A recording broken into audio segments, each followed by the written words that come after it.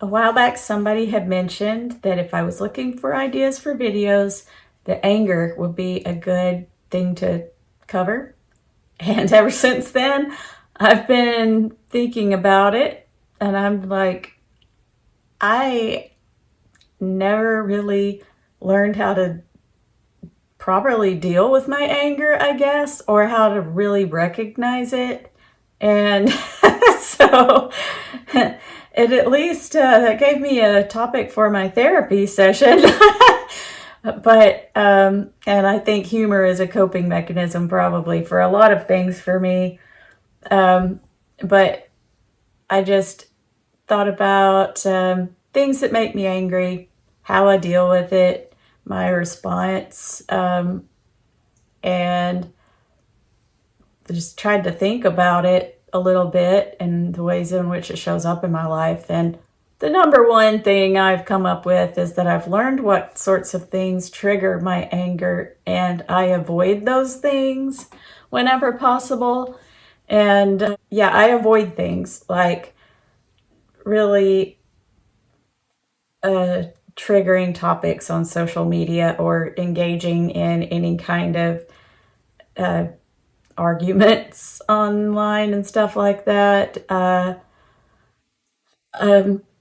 and I've kind of trained my algorithm to show me things that I like and that make me happy as opposed to things that make me angry, because I know that things that you see online can often be pretty triggering. And I was thinking about the people that I know and how they deal with their anger. And I have never had a suitable role model for how healthy displays of anger, except for my grandmother and perhaps my middle brother that I don't see very much. His personality, I guess, was kind of easygoing, a lot like my grandmother. And luckily, I got to spend a lot of time with her, so hopefully some of that patience rubbed off. But I guess the person that I'm in contact with the most, who has the healthiest relationship with anger, is my boyfriend.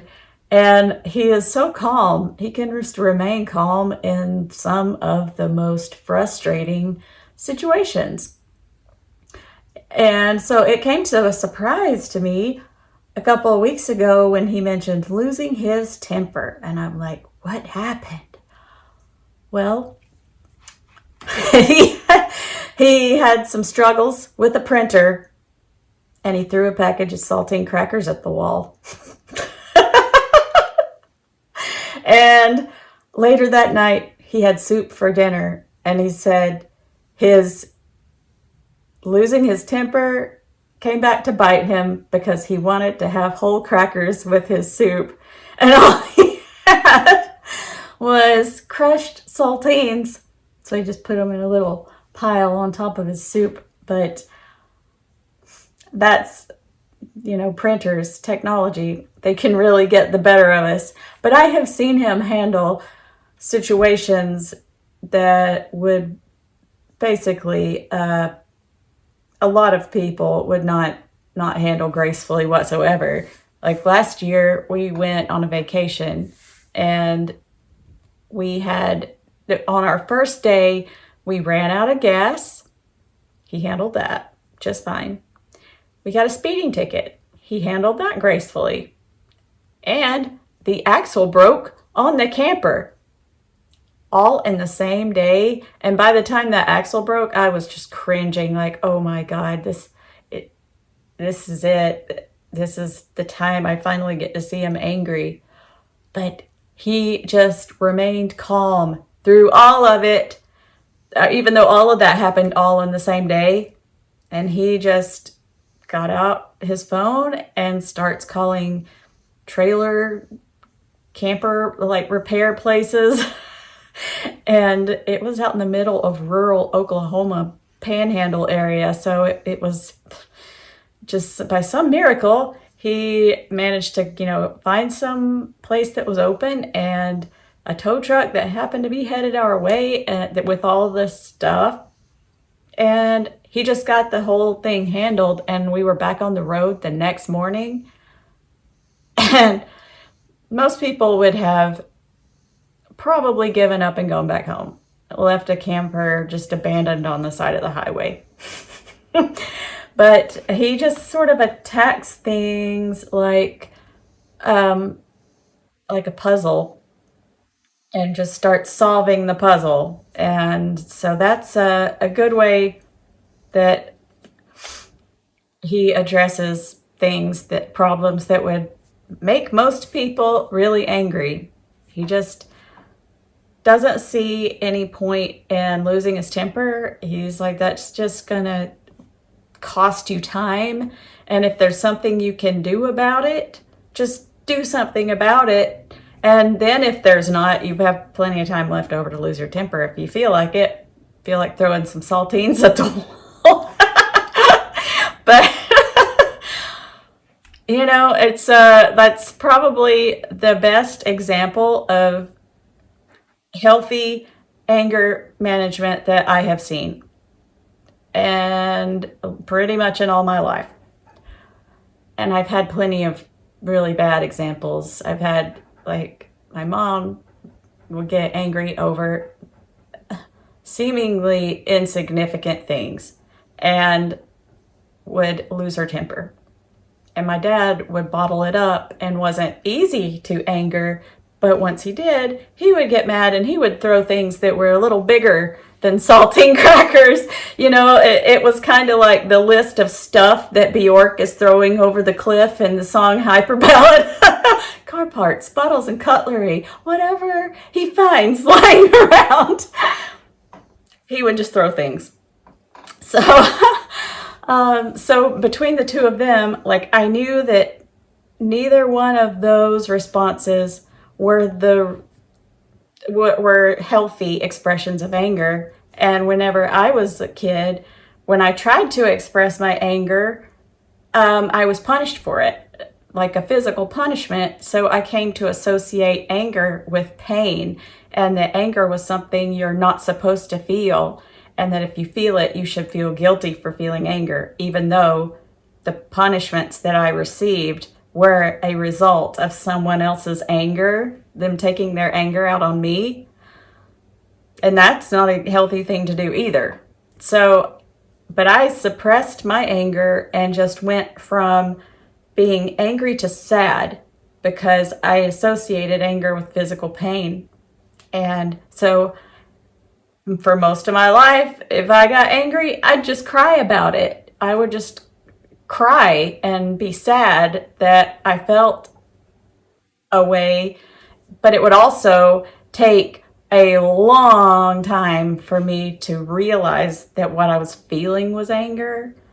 And that, I think that alexithymia, having trouble identifying emotions and stuff like that, was part of that, because something might happen and I wouldn't really feel anything. I would just feel completely like neutral, nothing about it.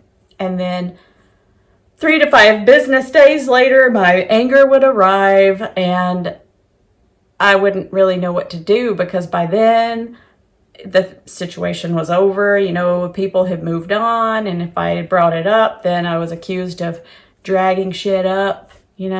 Sorry to do the finger quotes, but that was some people's exact words. So I didn't want to be accused of dragging things up, and so I tried to just not say anything about it and deal with it. And, that just resulted in a lot of resentment. And sometimes I get confused about annoyance, frustration, anger, and sensory input, because I can be supremely overstimulated and maybe think that I'm annoyed at a person, but then get me in my own home and my own environment, and I will realize, oh, I was just in a different environment where the lights were too bright and they were fluorescent and they were flickery, and then the sounds, and I had this, these clothes on that are constricting, and it was hot and I was sweaty, and I'll come up with a list of things that I couldn't in the moment put my finger on because it was too much all at once. So I had trouble identifying one thing, but I might feel annoyance. So sometimes if I'm around someone and I'm feeling annoyance, then my default is to blame the person for my annoyance instead of really thinking about it. So whenever I was first in my first year in my relationship with my boyfriend, I wasn't diagnosed. So I knew I had sensory issues, and then they were becoming more noticeable. They had become a lot more noticeable since the whole quarantine thing, where I was working from home for a year and a half and I wasn't around anyone else, and I was in my own environment and I can control everything. But then it hit even harder when I went back out into the world and was bombarded with all of the stuff. So in my first year of a relationship with him, if we would have any kind of discussion, like that, and that first year was where, setting boundaries is important and all of that. If we had a discussion and we were not seeing eye to eye, I would get upset and cry, usually. I would just start crying and I would be unable to really express myself in words. And he would be like, he said, "Don't get sad about it, get angry, go on, get mad." And I said, "I think I am angry and I think that's why I'm crying, but I need a few days to think about my feelings." And he was like, "Don't think about it, just feel it." And I'm like, I can't. I have to think about them. I have to think about things in order to properly identify my feelings. And maybe that's not how things are supposed to work, but that's how they work for me. And so it frustrated him at first, but I said, I want to respond to you, not react to you. So I need a few days to think things over and let things process, because the auditory processing disorder can also cause me to realize some things later on that I may not be understanding in the moment. And if I just react to what I'm hearing in the moment and it hasn't really processed yet, then there's going to be a misunderstanding, most likely from my part. Like, I'm going to misunderstand what's being communicated to me if I don't have time to process it, and then I'm going to look like an a-hole.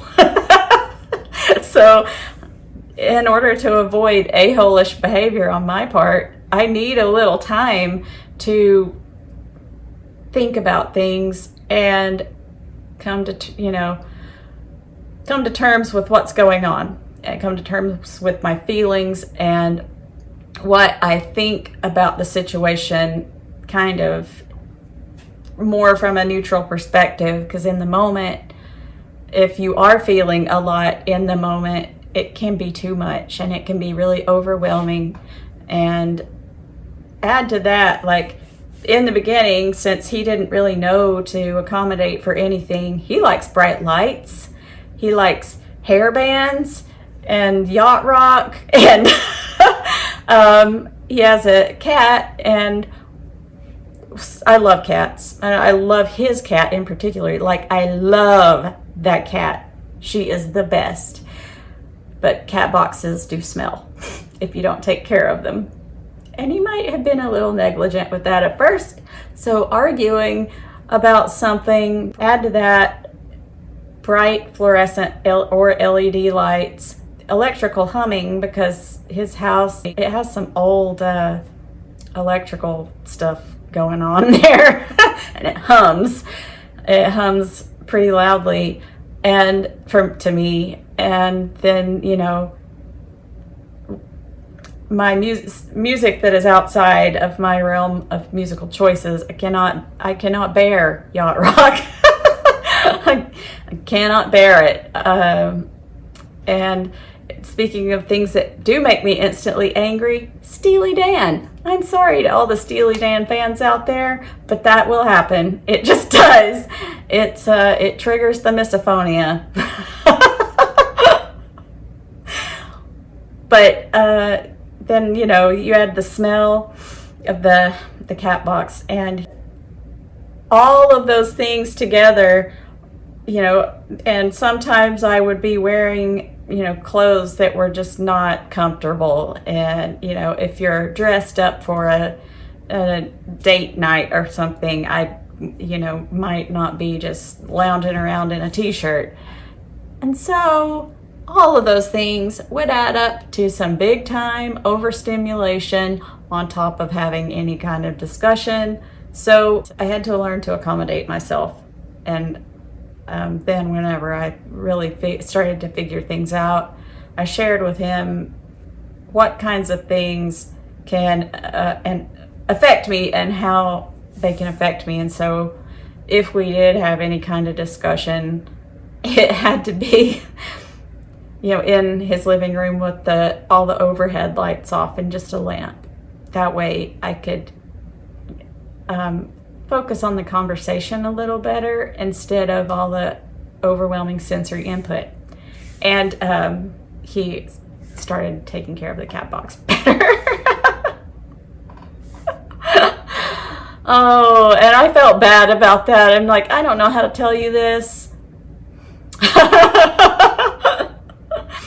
But yeah, so it was a lot of sensory things that would amplify any kind of annoyance, irritation, frustration, or subgenres of anger that I was feeling. So keeping all of that stuff in mind helps to kind of minimize that stuff. But I haven't really just lost my temper completely since, like I did lose my temper a couple of times in my 20s. And that was when I was just learning how to express anger at all. Because it was like I would either cry about it or turn into someone possessed. And just like this verbal vomit would come out. And so my boyfriend from college gave me a book called The Gentle Art of Verbal Self-Defense. It's been a long time since I read it, so I couldn't tell you what it said or if it was even helpful, but it was, you know, his dad was an attorney, so he became one, so he really knew how to argue, and I was just like, I'm either going to cry about it or I'm going to, or it's not going to be pretty either way. So I would lose my temper sometimes in my 20s, and I got better about learning how to express that a little more healthy, in a little more healthy ways. But I still sometimes cry about it. But I found that external processing is like a big deal for me. And I had never felt like I could really talk to anyone, and that especially about anything that might make me angry, because I tried talking to one of like my longtime girlfriend And she seems to kind of feed on that, and would, instead of, you know, calming my anger, would fan the flames and like want to have a big hate fest for whatever was angering whatever was angering me. And that's not helpful for me at all. I don't like that. I don't enjoy being angry. I think it's awful. I want to avoid being angry. And so I was just like, okay, I do not want to share my anger with this person. And then, I don't feel comfortable sharing any kind of things with family members, and to a degree, but not nothing personal. If I have something happen at work, that's not personal to me, so I don't mind venting about it when other family members are venting about their jobs. So, but whenever I learned about the external processing being a big deal for me, I had started doing video journals, and I just realized after months of doing those how helpful they had been. And so if I was angry about anything, I would just vent to myself in my video journal about it. And then I could go back and watch it and just see how ridiculous I looked.